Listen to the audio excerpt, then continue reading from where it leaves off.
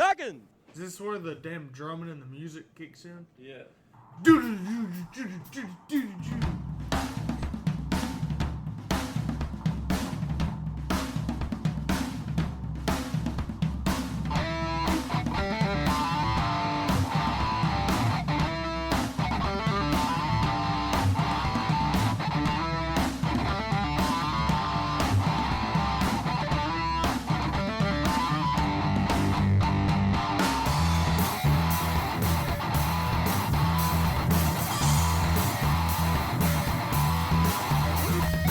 What is going on, everybody? Hello and welcome back to On the Pipe Podcast. I'm your host, as always, Tyler Shepherdson, and today is Tuesday, November the 5th, 2024, years after zero.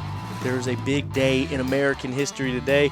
A lot of really big decisions going on that will impact a lot of people's lives for the foreseeable future. That is right. Today is the NFL trade deadline. All trades for the NFL must be made by 4 p.m. today.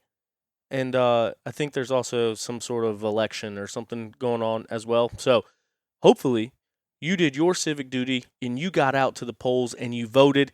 If not today, then maybe took advantage of early voting and voted that way. But either way, big day. A lot of stuff on the line, a lot of impacts that are come through the rest of this OTP Tuesday. But I digress. This is OTP. The P does not stand for politics. It stands for pipe, as in on the pipe, as in wide open, as in full throttle, as in off-road dirt bike racing. And that is what we are going to talk about today. So thank you for being here. Thank you for joining me. And thank you for tuning in to another episode of OTP Tuesday. We're going to talk about a little bit of racing action. We had Ironman GNCC that wrapped up the GNCC series. This past weekend, we had the National Enduro season finale down in Alabama. We're going to check in with a little bit of West Coast stuff going on out there. We're going to talk about the Yamaha event, the YZ250 FX press release that I got to be a part of up in Indiana the Friday before Ironman. And as you obviously saw, a lot of big names from the sport that came out and raced Ironman. Marvin Muskin was there. Damon Bradshaw was there. Ryan Villapoto was there. Phil Nicoletti was there. There was a lot of people there. Tristan Landrum was there. The fake 704. You may see the 704 on his bike. We've talked about it. He knows who the real 704 is. But I have never beat that many Supercross champions in one day like Tristan Landrum did in the morning race at the Ironman GNCC. We're going to talk a little bit about that as well. Maybe even touch on some silly season stuff. You know what I mean? So thanks for being here. Hopefully we can get through this. Hopefully you learn something. Hopefully you get a little nugget or something that comes out of this show by the end of it. Before we dive into it, I want to remind you guys that Beta Motorcycles is the official manufacturer of On the Pipe Podcast. They are family owned and operated. They have been since 1905. They manufacture the finest enduro, trials, and dual sport motorcycles that are known for their premium quality and rideability. Head over to betausa.com for more information on their available models. Find a dealer near you to get yours today. Beta Motorcycles, they just got their first ever Works Overall Championship just last weekend. Dare DeMartille, one of the West Coast Beta boys, the Beta riders, was able to secure the 450 or Overall Works Championship out there, which was really cool to see. So congratulations to Dare. Congratulations to Beta, getting it done out west. Also, Mason Simmons. At the very beginning of the season, we were kind of talking about our predictions, and one thing that we talked about was Mason Simmons going from the podium of a GNCC over to the West Coast to do some fast racing. Mason Simmons, obviously from Australia, grew up doing some desert-style racing, some fast-style racing, goes out west, and we said right here on this very podcast, look out. He's going to be a guy that's competing in that 250 Pro class. And what do you know? He ends up with 2 championships his very first year racing on the West Coast. So I want to give a big shout out and congratulations to Mason Simmons as well, grabbing the Works 250 Pro Championship and the NGPC 250 Pro Championship. The one, and he missed some time this year from injury, but to wrap up that Works title, sounded like it was an absolute barn burner. He had to not only win, but he had to win, and Colton Ake would have to get third or worse. So if Mason Simmons won the final race in Lake Havasu and Colton Ake got second, then Colton Ake would be your 250 Pro Class champion. And heading down to the final moments of the race, Colton Ake was in that number 2 spot, but Sam Pressurer, hope I said that right, you know what I mean, got a little tongue-tied as I'm trying to get it out, but he was putting the heat on Colton Ake. Mason Simmons sitting at the finish line trying to figure out how it's going to go. Sam, I should know how to say his name. I don't. Anyway, Sam and Mason, they're both good buddies. So Mason's sitting there waiting. How is this thing going to turn out? How are we going to be able to get this thing done? Sam ended up putting the pressure on Colton. Colton tucks the front end, goes down. Sam goes around him, gets second place on the day, putting Colton Ake in the number 3 spot, giving Mason Simmons the title. So I was talking to some of the boys at the Yamaha press event, and they were kind of explaining it and giving me the rundown of it. And it's just things like that you can't get by just simply reading the results. So that one sounded like a barn burner that came down to the wire. So congratulations, Mason Simmons, grabbing those 2 championships on your way out west. Also, this episode is brought to you in part by Zach Tussle at Raymond James Financial. Zach is a racer and a financial advisor that helps his clients win when it comes to retirement and financial planning. He's always my first recommendation if you're looking for advice for income during retirement, already retired, or if you want to save and invest now for your future. It is the best time to do so. Zach Tussle can help you out. He is one of us. He is a racer. He gets it. He's not an old, you know what I mean? You can talk to him. He understands you. You don't have to have $1 million to invest. You just want to get started now, or maybe you do have $1 million to invest and you're trying to figure out what to do with it while you're racing those vet classes, those senior classes. Zach Tussle can help you out. Go to TussleInvestments.com or hit up Zach Tussle on the socials. You know what I mean? TUSSEL, 1L, Tussle Investments, working for Raymond James Financial. So let's get right into it. Let's talk about a little bit of the racing action. Ironman GNCC, one of the biggest events of the year. Well, I guess I should say the biggest event of the year traditionally, and it did not disappoint this year. You saw the drone footage. You saw the campers. You saw everyone coming in there. You saw all the participants on the race course. Even though that the morning bike race is split up, there was still over 700 in one of the races. It is insane to see how big the sport is growing and how big it continues to grow and how much money is going into those parking lots, which begs you to the question, why are teams cutting funding? Why are teams and sponsors and everyone cutting budgets? Why are there so many people that are going to be without a ride going into next season? It absolutely blows my mind. The sport is alive and well. People are spending money. People are buying bikes, buying parts, going to the races, buying tires, supporting the vendors.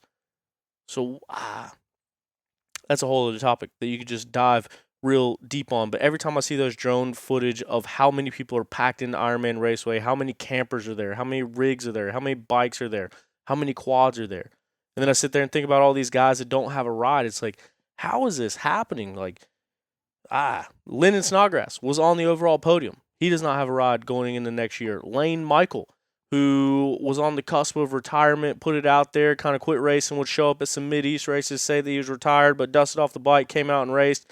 He doesn't have a ride next year if he wanted one.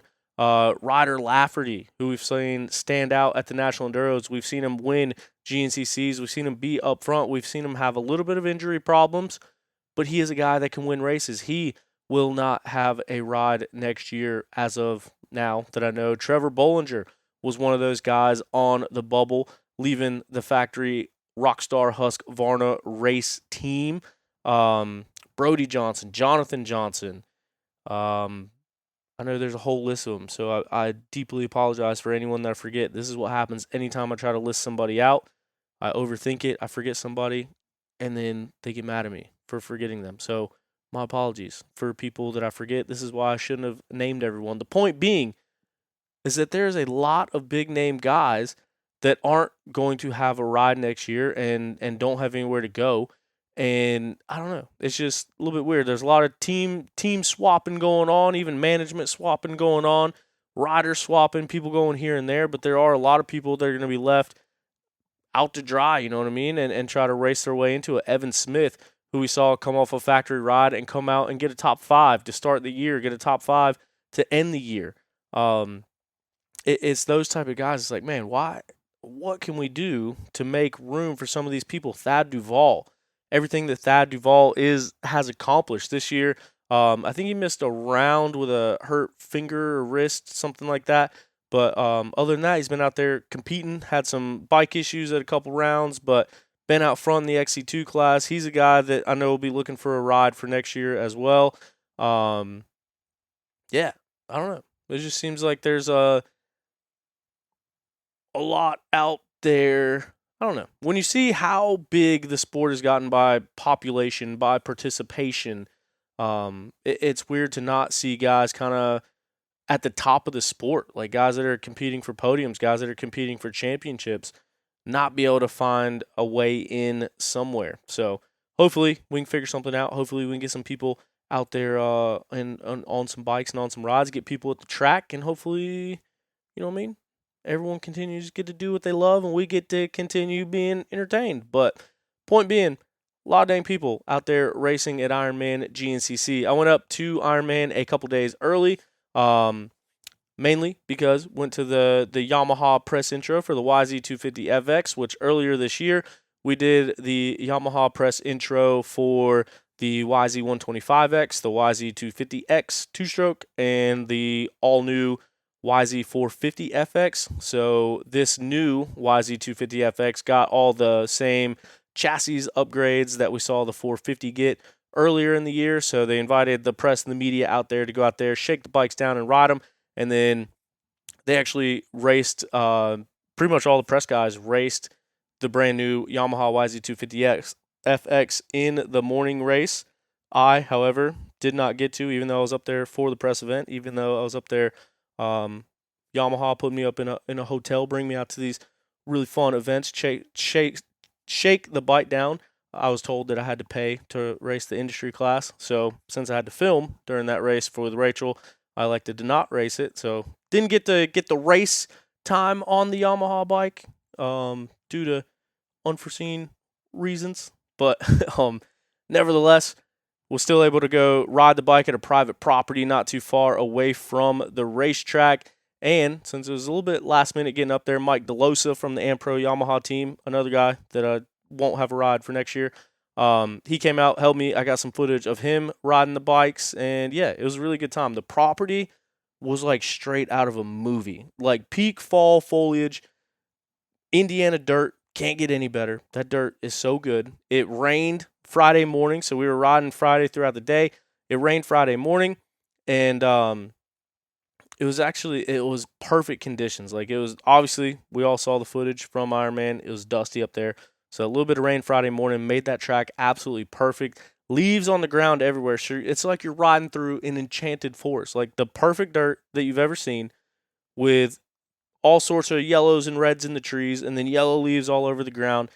It was one of the coolest tracks I've ever seen just because of that, but also because of the time of the year that we were up there. But dude, it was unreal. So it's one of those things where, like, they bring in their Yamaha ambassadors, like Ryan Villapoto, Damon Bradshaw.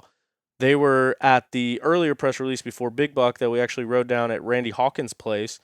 Once again, another awesome event. But dude, just everything that they did for the media to get that bike out there, to get it publicized, to get the stuff going on with it.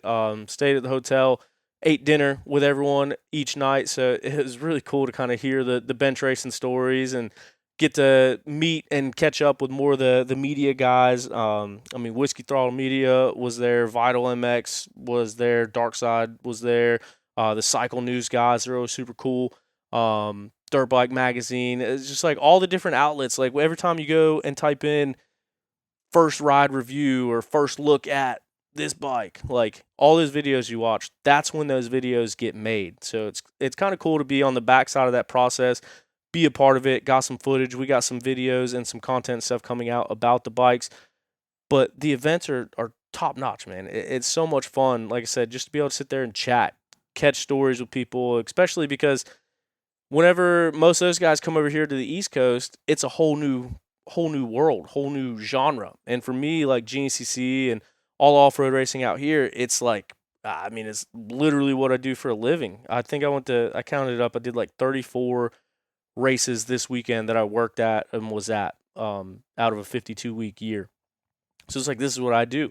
Where same thing, like if I go out to the West Coast, I want to go see those races. Like Vegas to Reno was the first West Coast race I got to see, but like Works, West Hare Scramble, NGPC, all that stuff going on out there, going out and seeing that, like it's a completely different world. So it's kind of cool to hear those guys as they come over to get their feedback, get their opinion, what they notice and what they see, because it's like stuff that we all see every weekend. So it's normal for us. So I don't know. I think it's just interesting to hear the differences in expectation versus reality for people that aren't doing this every weekend. And that's why I also want to get to the West Coast and check out the races out there so I can get that blast myself. But no, the property, really cool that we got to ride on. A lot of stuff going on. All had brand new bikes, kind of shaking them down, testing them out.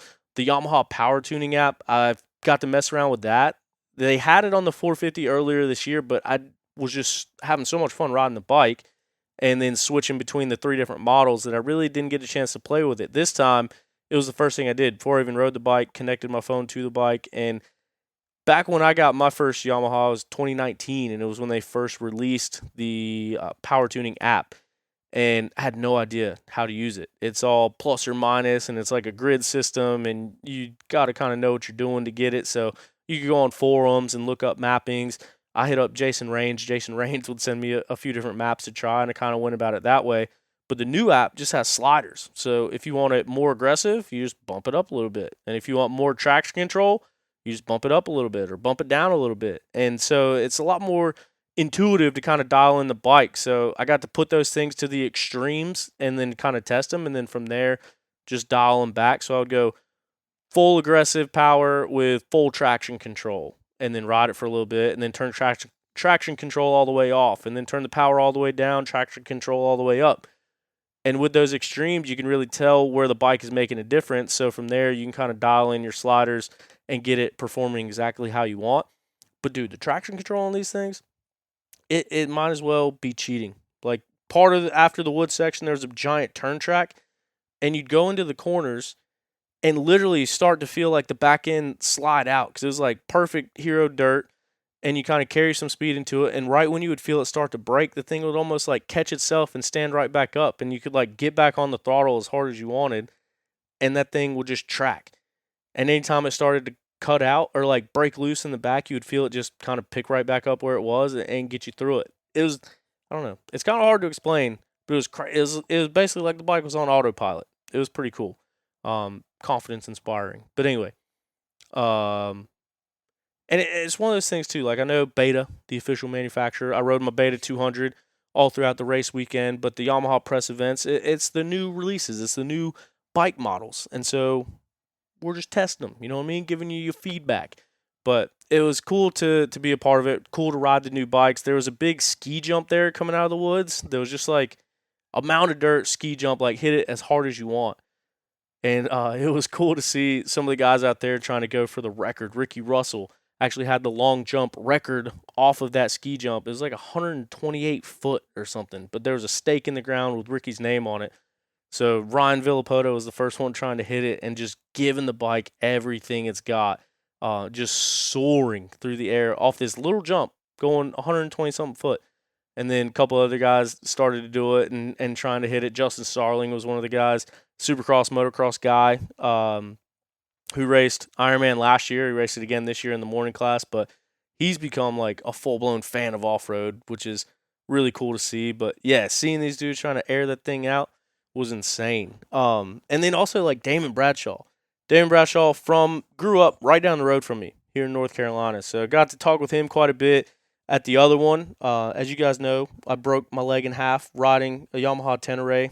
Hit a deer, snapped my leg. So I showed them all the pictures and talked about my own research and development on that thing back in February when we did that other event. So that was kind of a hit with the people just because it's such a weird and crazy story. But so good to see them again and kind of just sit down and like talk with the legends, dude. It was sick. But Damon Bradshaw, I don't know how old he is. I guess I should have looked that up. But that dude still got it. Like, you watch him ride, and then you watch Villapoto ripping these bikes. Like, it's a whole other level. And it's one of those situations where I kind of look around and it's like, how in the world did we get here? So, no, definitely a cool thing to be a part of. They definitely took super good care of us, and those bikes are sick. Last thing I'll say about it, Yamahas in the past, for me, it was always a battle to find that front end feeling for me. Like, the front end, whenever I would go into turns, would kind of push out. So really selective on like what front tires I would run. Sometimes you adjust the height of the front forks in the triple clamp and kind of dial it in that way a little bit.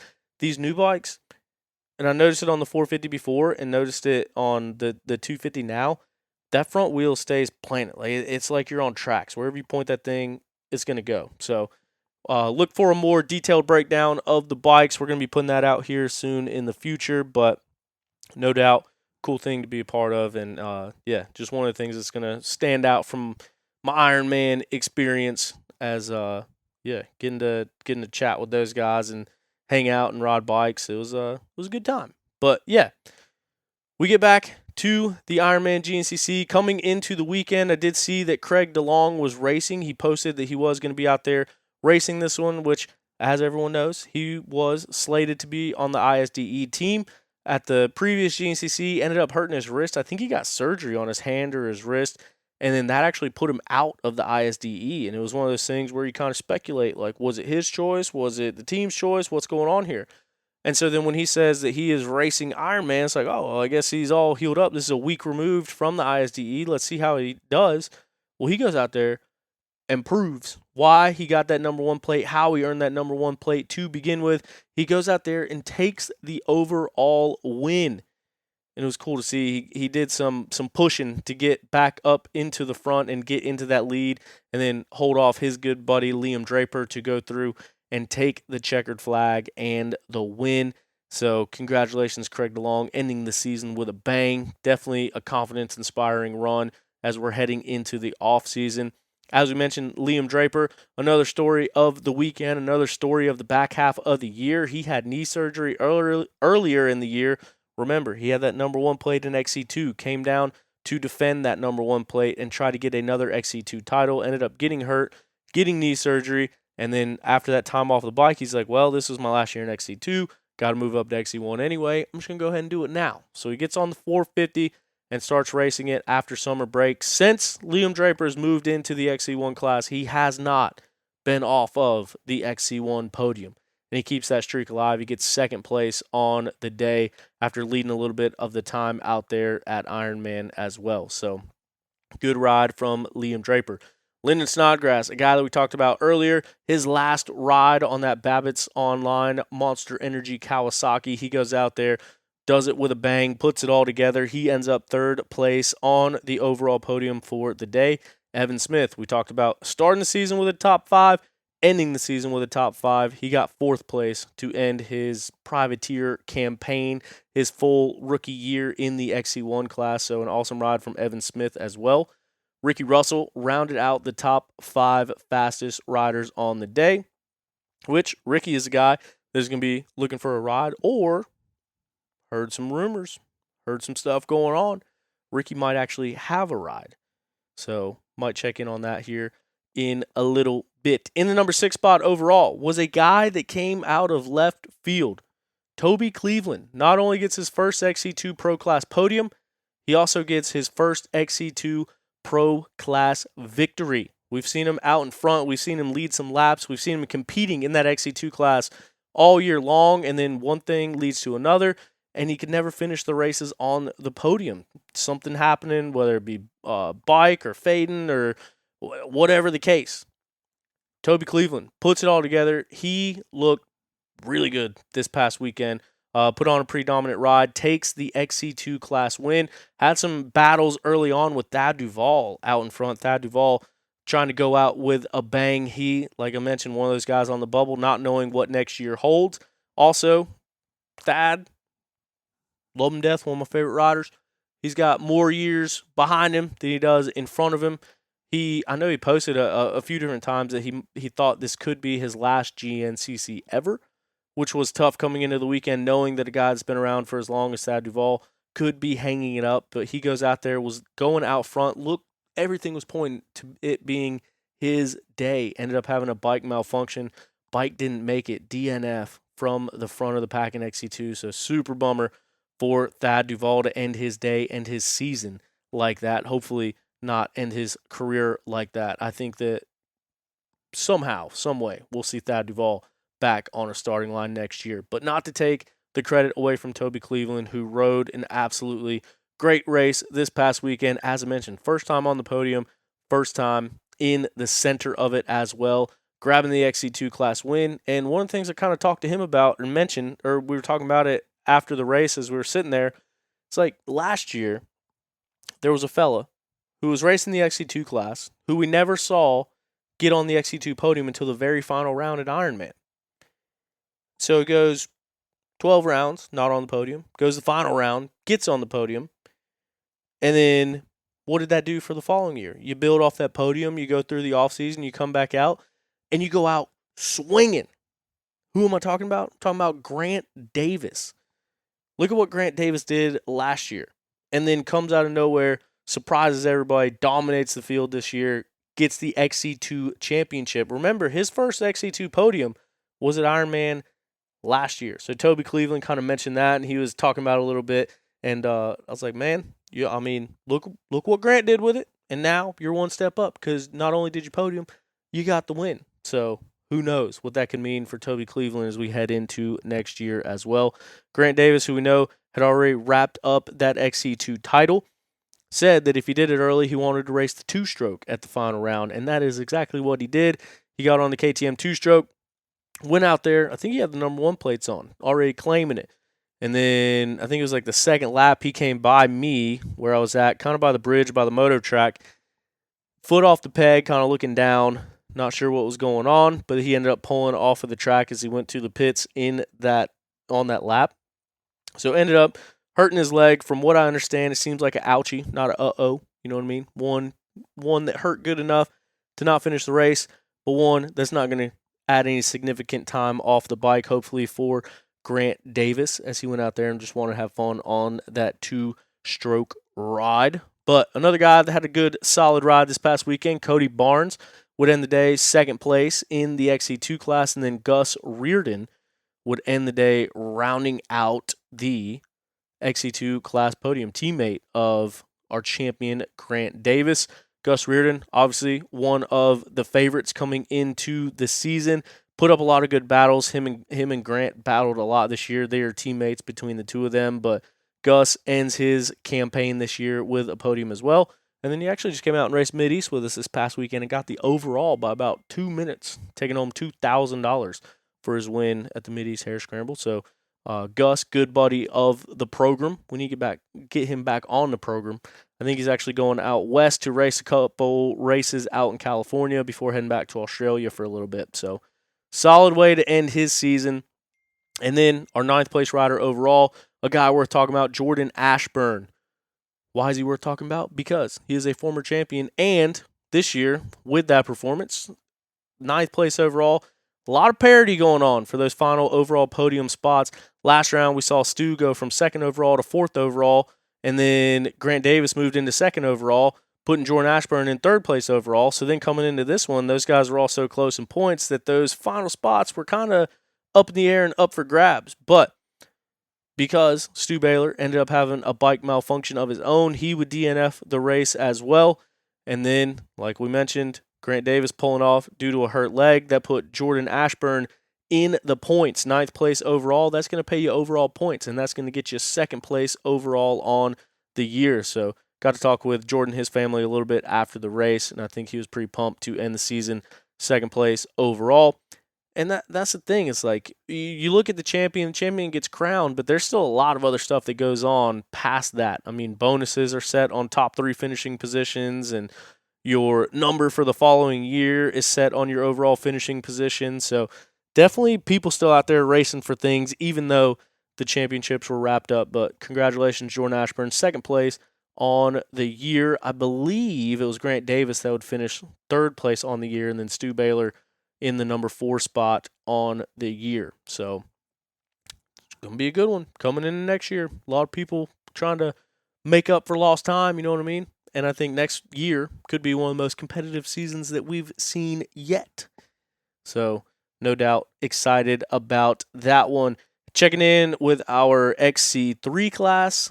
It was a battle coming into the final round for the XC3 championship. I think Dakota DeVore and Jack Walker were, I want to say like 2 points, 3 points, 2 or 3 points apart. So it was basically whoever won this race, because the two of them have won every race this year.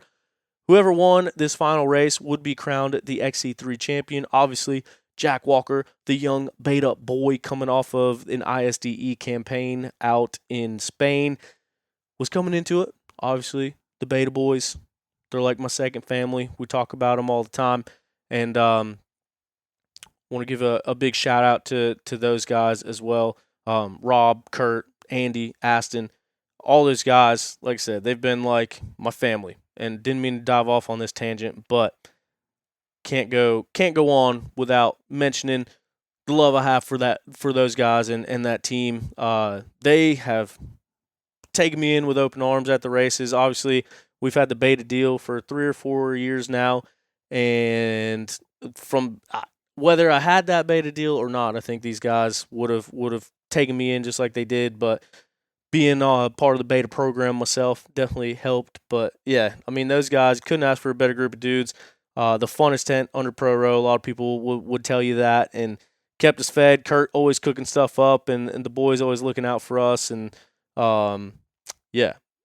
Anyway, what I'm trying to get at is they actually served their last round as the beta team at Ironman. I think more of that is coming out into light and into the public. So everyone, I guess, knows now, or if you didn't know, finding out here now. But those guys, the beta team, will be moving out of Ohio, so those guys will no longer be with the beta team. But just wanted to kind of send my gratitude and my appreciation for those guys, because like I said, they've become my second family. I don't think I could have done what I've been doing at the races these past couple years if it wasn't for those guys and their support and their help and their friendship and everything at the races. So definitely a bitter moment with that, with knowing that those guys aren't going to be under that tent next year. But there are some things in place for the beta team next year, which will come out in due time as well. But I don't know.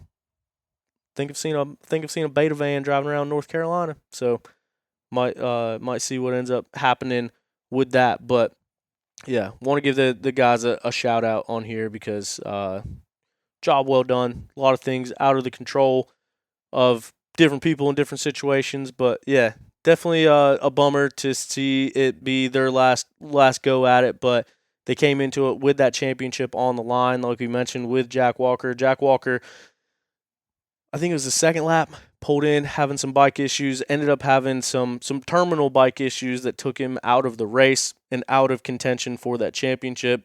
And Jack was actually out there on the side of the track cheering on Dakota when he came by. So Dakota DeVore would take the overall championship, because he would take the win at the final round as well. Rayleigh Messer would end the day second place, and then Jason Crawford would round out the XC3 class podium. Got to talk with Jason a little bit afterwards. Or no, that was Rayleigh Messer.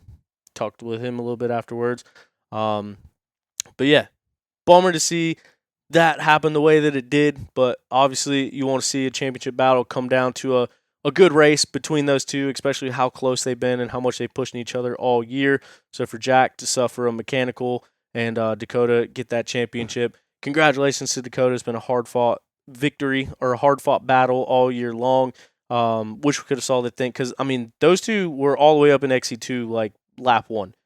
And they were both right on each other the whole time that they were out there. So it was going to be a battle down to the wire for that final race win in that XC3 championship. But Dakota DeVore gets it done in the XC3 class, becomes the XC3 champion. JoJo Cunningham looked like the old JoJo Cunningham, 11th overall, your top amateur on the day, winning the Open A class on the 4 Fatty. Getting it done. Gavin Simon, 2nd overall amateur on the day. And then Hunter Smith, who's had an excellent year himself, he gets on the overall amateur podium once again with a third place Top Am spot. Checking in with the WXC class, there was another battle that has been heating up and intensifying throughout the year. Brandy Richards and Rachel Archer. Rachel Archer wrapped up the WXC championship at the last round, making it 3 WXC championships in a row. She came down to the wire with Becca Sheets in Becca Sheets' final year of racing, and it basically came down to one position in that race. Becca Sheets had to get third or better if Rachel won. Rachel won by like 11 or 12 minutes, and then Becca Sheets came through in the third place spot to edge Rachel out for that championship. And Rachel, I believe, used that as fuel to the fire and hasn't looked back since, as she's won all 3 championships since that moment happened. But Brandy Richards is a solid contender. As we've seen, Brandy Richards, obviously top finishing woman rider at the ISDE the week before, and the toughest competition to Rachel Archer all year long. Obviously, Corey Steed getting up in the mix as well in the beginning of the season. Then she ended up getting hurt and trying to make her way back from that. So hopefully we'll see her back in the mix at full strength next year. But Brandy Richards and Rachel Archer did exactly what they've been doing this year, and they battled it out at Ironman. But ton of lappers, ton of stuff going on. Brandy Richards got out front and would take the overall win to end the season. From what I know, I believe she'll be coming back next year to try her hand at the East Coast racing once again, which I think is only great for the sport because of those battles, because of that competitiveness between that WXC class. So Brandy Richards takes the win, second overall. We mentioned Tristan Landrum got the overall. So all the star-studded cast, all the WXC girls, everyone that we've talked about racing in that 10 a.m. race, Tristan Landrum, the fake 704 out of Ohio, would end up beating them all, being the fastest person on the track. So Tristan was out there ripping, made sure to cheer him on every time I saw him. Alex Luger put in a solid ride, third overall. Phil Nicoletti, fourth overall. Filthy Phil coming off of his moto retirement. Maybe we can convince him to be a full-time woods guy now. You know what I mean? Goes out there, has a good ride. I don't even know if his bike was set up. I don't even know if he ever rode the Husqvarna that he rode before that day. And he goes out, gets fourth overall. He looked good on the bike, comfortable on the bike. Drew Calloway just shows up in random situations. Never know he's racing until I see him out on the track somewhere towards the front of the pack. He gets fifth overall. We mentioned Rachel Archer, second in the WXC class. Ryan Villapoto, ninth place overall. Barry Hawk. How about this? Barry, 8-time. Once again, don't know how old Barry Hawk is, but he raced a quad with all the guys on Saturday and then goes out and races the industry row, or maybe a Sportsman A. I think they all ended up moving up to Sportsman A. Yeah, he was in Sportsman A. 11th place overall for Barry. The Coastal race team manager for the past few seasons. He goes out there, gets 11th place overall. That's rolling pretty good, I would say. Damon Bradshaw, 13th place overall. And then Taylor Jones would end the day 19th overall, third place in the WXC. So Taylor Jones rounding out the WXC podium. And the reason that is important is because we thought Taylor Jones had retired and was going to be gone as well until we're all sitting around Ironman weekend. And I'll admit, I hear a lot of silly season rumors. I'd like to think of myself as in the know, find out things beforehand, whether or not I can tell them to you guys. Sometimes is a conflict of interest, as we may or may not have been seeing here over the past few months, few weeks, whatever. One that I completely did not hear about and did not know about was Taylor Jones, TMFJ. She's back. Today is her birthday, actually. So happy birthday, Taylor Jones. But Taylor Jones is not only back, but she's back on the podium. We saw her race a couple races throughout this year, just randomly showing up. And at the time, it was like nothing more than like, oh, you're bored, want to come race. And she's had some success. But we saw Taylor dominate there for a little bit in the WXC class. And now it comes out Ironman weekend that she has taken a ride with the Phoenix Honda team, not just for the weekend, but for next year. So Taylor Jones is full-blown back in racing action, and she's doing it on a new machine. She was out there on that Phoenix Honda this past weekend and puts it on the podium. So maybe a foreshadowing to what we can see from her next year as she becomes a full-time member of that Phoenix Racing Honda team. Word on the street, rumor is that Phoenix Honda Racing team is going to be under new management. Now, Stu, I think, already broke the news in several different ways or areas that the factory Kawasaki program will be on that Red Bear racing team for next year. So Babbitt's Kawasaki has been the factory Kawasaki rig at the GNCCs, and now it does seem that that factory Kawasaki support will be going over to the Red Bear team with Stu Baylor at the helm. He brought in Ryan Sipes to help him kind of manage the team, run the program, so he can focus and make the main thing, get back to racing. We've talked about it on the podcast several times. Stu Baylor kind of wearing a lot of different hats over there: team manager, team owner, team rider, team sponsor, go-getter, kind of doing a little bit of everything. So I think Ryan Sipes is going to come in, help take some of that off of his plate, help manage the team a little bit, and they will be the factory Kawasaki team, which I would imagine will go a long way in helping with things like getting parts, doing the logistics, that kind of thing. And hopefully we can see Stu get back to the Stu that we've seen in the past. But that comes up. Where does that leave the other managers and truck drivers at Babbitt's? A little bit of an inside joke out there. But yeah, so from what I'm hearing, that the Fred Andrews and Joe Maurer, the guys that have been running that Babbitt's team and a big integral part of that over the years, I think, allegedly, are going to be helping out that Phoenix Honda team next year. So that is one of the moves that gets made as Taylor Jones comes back and might be under new management next year. So be interesting to see how that goes. That is one of the shakeups going on in the team world. One of the other things that I believe is Coastal Gas is allegedly, from what I've heard, going to be going away. As in, I don't think Coastal is going to be a part of the Gas program. From my understanding, Chris Landers of the Landers KTM team, of the Landers everything else, you know what I mean? Had this success with Magna 1. I believe it'll be the Landers Gas team as well. So right now he has a factory 250 team that took home an XC2 championship and has XC2 contender Gus Reardon and WXC contender Brandy Richards. And then I believe that will also transfer over to the gas rig for next year. And allegedly what I heard is that Ashburn will be on that team with, I believe it's Jason Tino as the XC2 guy. So, yeah, pretty cool to see Chris Landers come in. Now he's got a race at his property.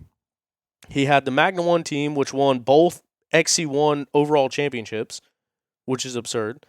They won the quad one and the bike one in the same year.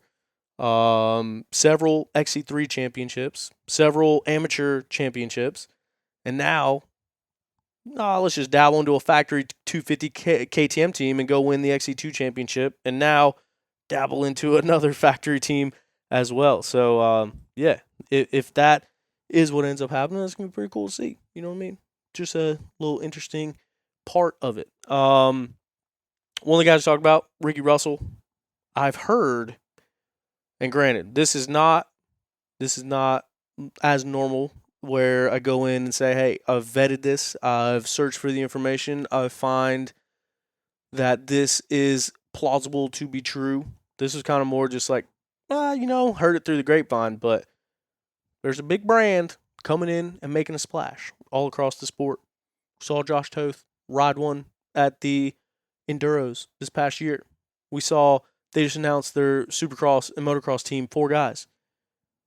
I heard, once again, just rumor, just speculative, that Ricky Russell might have been testing on a Triumph, the English brand. So hopefully that will work out. Hopefully that he does have something lined up, because Ricky is a guy that we know can win races. So whether that's true or not, I don't know. Leave it to you to decide. Just kind of heard it. But yeah, that'll be kind of cool to see yet a new manufacturer come into the off-road world, the GNCC world, and I would imagine National Enduros or Sprint Enduros or something like that as well. So just another sign that the sport is growing. You know what I mean? So what else we got? Jesse Ainsley, want to give a shout out to him. He was having a really good race of his own. The one guy that XC2 podium has eluded him. It looked like he was in striking position to get it done. Ends up having a bad crash on the final lap. From what he said, I think the the front brake caliper bolts came out, and the caliper actually went through the spokes and sent him over the handlebars. So absolute bummer to hear about that. Watching Jesse as I'm out there filming, like kind of like rooting for him. Jesse lives in the same apartment complex as my mom used to. When Jesse was on the show, we did the show in the clubhouse of that apartment complex when I was down there visiting my mom in Bradenton, Florida. We got the same area code. And at that time, he was living in Mayaca City, but he came out and met me at my mom's then apartments to do the show. And now he and his girlfriend actually live in those very same apartments all these years later. So I don't know, just a pretty cool little thing. But Jesse, fellow 941 boy, was sitting there seeing him coming around the track, seeing him riding good, seeing him riding close to one of those top 3 spots or in those top 3 spots. And then all of a sudden to not see him come around, it's like, oh no, what could have happened? So ends up having a bad crash and going out. So hopefully we'll see him come back and pick up where he left off and keep fighting for that. We saw him win at the youth level. We saw him sign a deal on youth bikes that carried him into big bikes. I think he won a 200A championship, won 2 or 3 XC3 championships, raced the A class, and then has been in XC2 for the past couple years. So hopefully we'll see him back at it. Ben Kelly, getting his time acclimated back on the bike. He was coming off an injury, never rode for more than 45 minutes until he came back to GNCC to race. He was in a solid spot up front and looking good and charging as well. And I think it was 2 laps left. He came in the backside of the field, like backside of the hill climb, the Ironman hill climb, heading back out towards the woods. He came through. Wheel was completely like off the rim. He stopped by and let Auntie know that he needed a wheel, and then he had to go back in, change that wheel, and was still able to hold or get back out on the track and put in a solid time, 12th overall in the XC1 class. But yeah, was looking good up until that point where he had to go in and change that wheel. But he did get back out there and get back going. But yeah, trying to think of what other things that we're missing. We did miss a fair bit of racing here over the past couple weeks, and rather than convolute everything and try to go back and figure out what we missed, I think we just hit the key points. National Enduro closed out this weekend. Stu Baylor, 5-time National Enduro champion. First time in 8 years that a National Enduro champion did not have the last name of Baylor, because Josh Toth wrapped up that overall championship a little bit early. Those guys came out with a battle on their brains as they head into the final round of racing. Stu Baylor, off to a good start, won the first 2 tests. Toth got him back in the 3rd one. Stu got him back in the 4th one. Toth got him back in the 5th one. And then Stu ended up winning the last one and winning the day, ending the season on a high note, getting a win bonus, taking it into the offseason. And I know that he is hungry to come back and reclaim the throne of the National Enduro Championships. Josh Toth in the number 2 spot this past weekend as well. Ricky Russell would end the day 3rd place overall on the podium. Grant Davis, obviously, leg wasn't hurt too bad because he goes out and wins the Pro 2 class at the National Enduro to close out his season. Nick DeFeo would end the day 2nd place in the Pro 2 class, and Hunter Smith, who we just mentioned on the top and podium at GNCC, ends up on the Pro 2 podium just the other day in the National Enduros. Heading down to the women's elite class of the National Enduros, Rachel Archer, the reigning defending champion, wrapped it up early. She goes and wins 4 out of 5 tests. Who won the last one? Shelby Turner, who would end the day 2nd place on the day. And then Preston Rains would round out the women's elite podium. Preston Rains has been on a few different pro women's podiums throughout this year. She ends it on a high note, made the switch over to the beta machine, put the beta on the women's elite, the women's pro class podium out there.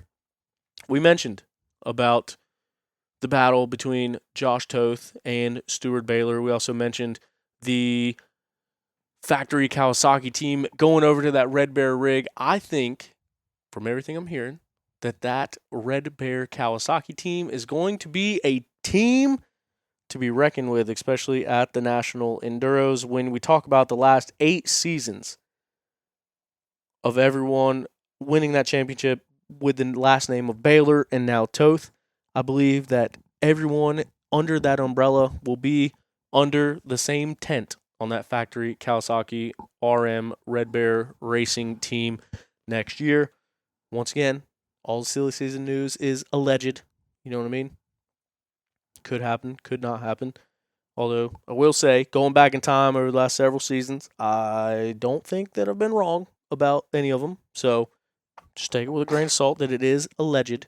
It is not the gospel. You know what I mean? Take it with a grain of salt. But have reason to believe that possibly Stu Baylor, Grant Baylor, Josh Toth will all be under that same Kawasaki umbrella, which would be really cool. And like I said, with those three guys, I don't know if there's another team that's going to win a National Enduro next year between the three of them. It's going to be pretty competitive. The last 8 years of champions, all under one tent on one team, going to be something to see, especially with a co-owner of the series as the team manager as well in Ryan Sipes. And I would call that a National Enduro powerhouse if it was to happen. Also, do believe that obviously Team Green standout Nick DeFeo, who dominated on mini bikes and then dominated in the A class, won back-to-back Top Am honors at GNCCs and now moved up to the XC2 class, who was also on his way to having a really good ride at Ironman as well, but his chain block actually came off. So that is what happened with Nick. He had to go back in, get that fixed up before he got back out on track. But I do believe that he will be staying with Team Green, and I think we might see him under that rig as well. And also do believe that Rachel Archer will be staying there and defending her number one plates that she earned this year. 3-time GNCC champ. This year won the National Enduro title as well. So, yeah, that should be a pretty stacked team and a pretty fun team to watch. You know what I mean? So, yeah. Trying to think. What else we got? This is where it would help to be interactive so you guys could tell me what I'm missing. We are going to have some changes to the show. I've gone back and forth on it once again. I want to thank everybody that reached out to me. I think it was the last show. It was either the last show or the one before that. Kind of cut out the excuses and told y'all what was really going on with the show, and I wanted to delete that episode from the very moment that I posted it, and almost deleted it a million times since then. But I did get a lot of people that reached out to me. I got a lot of people that came up to me at the races and said something specifically to me about it. So I want to know that I appreciate everything that everyone said, especially people coming up at the races and talking to me in person about it. It's kind of embarrassing for me a little bit, but at the same time, like, it is what it is. But I do want to sincerely thank everybody that did say something about that. Means the absolute world to me. Can't even begin to put into words what it means. So yeah, like I said, kind of embarrassed about it. Wanted to delete it, but the support I got from it means the world to me. So thank you for that. But due to that and due to things surrounding that, kind of put me in a spot where think about, like, what is OTP and where is it going and what do we do from here? And kind of had some thoughts about, like the media side of stuff, the videos, the YouTube, the social media, like that stuff's doing good, but the podcast sometimes gets hard, and gets hard for my own mental health reasons.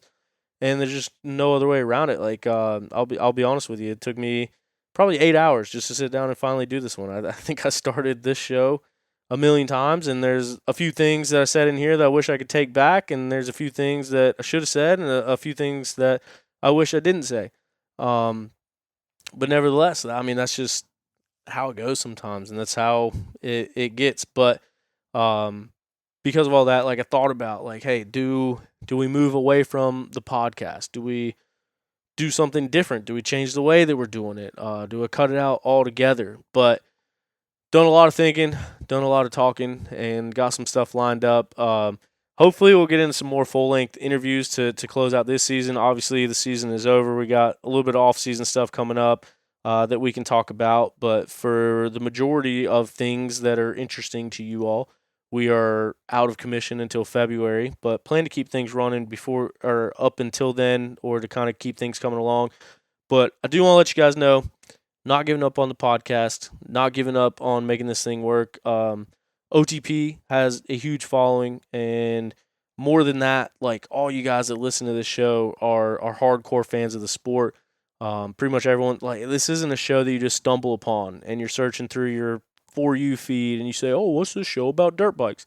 Like, you guys that listen to this, you guys are the core group of enthusiasts. You guys are the core group of racers. You guys are the ones that this means something to. And I think we built it up to this point that it's too big to just kind of look back on it and walk away from. So we got some steps in place. Listen, I'm going to get better. I know that I've said this a million times, and I know it probably sounds like a broken record, but just once again, a little personal note, moving into a new house next week, actually moving in with my girlfriend, which I think will help a lot as far as some of the mental stuff that I was talking about, but have a dedicated room to build a studio in that house. So like right now, I'm recording this from my couch because I don't really have a space since we took the shop and the studio away. So I'll have a dedicated space. I'll have everything set up. Also, I think it's safe to go ahead and say and announce I'll be moving. The house I'm moving into is like a mile down the road from Big Tom. So talk to Big Tom on the phone a little bit. I think that we're going to get him involved regularly on the show, so you're not listening to me ramble at you for an hour long. We'll be able to bounce things back and forth, see different perspectives, kind of get his opinion on stuff, add my opinion on stuff, and be able to go back and forth. I think that makes it a lot more entertaining for you guys, and I also think it gets a lot more information out because we're kind of looking at it two different ways. So next year, definitely once the season starts back up, it should be the two of us in studio doing it on video, since we will have a dedicated place to do it. And he actually changed jobs, so his schedule works with it a little bit better as well. Before, when we made those shows happen, it was kind of hit or miss when we could do it. Goober Gazer, Big Rig Craig, he actually lives really close to that area too, so talk to him a little bit about getting involved on the shows as well. So sometimes it might be me and Tom, sometimes it might be all three of us. But I think that'll go a long way in, one, making the show better, and two, getting people involved, I think will help force me to keep it more consistent, because right now it's just me. And so I think holding myself accountable via somebody else's schedule and time, I think will go a long way as well. Plus, Tom adds a lot of really good insight to the show, and I think we've had a lot of good conversations on here on the show in the past. So be on the lookout for that. Like I said, putting actionable plans into place and not just saying it this time. We're going to make it happen. So thank you guys for being here and supporting me for this long. We got some big stuff on the horizon, some things else that we're going to be announcing with OTP. Yeah, can't quite get into specifics yet, but just know that I was on the fence, thought about walking away, but I'm not doing it. We're here to stay. We're the number one source in off-road racing media, and we're not going nowhere. You know what I mean? So got some stuff happening, got some stuff in the works, and yeah, it's only going to go up from here. Couldn't have done it without you guys, and really appreciate everybody that does tune in, that does listen to these shows. Hope you got something of value out of this show. Don't know if you necessarily did or not, but yeah, some cool stuff on the horizon, and we're putting stuff into place to make OTP be what OTP has the potential to be. And going to continue needing y'all's support for doing it. So thank you so much for being here. Thank you so much for listening. Give us a follow wherever you're at. Go check out our YouTube channel, and we will see you next time on OTP.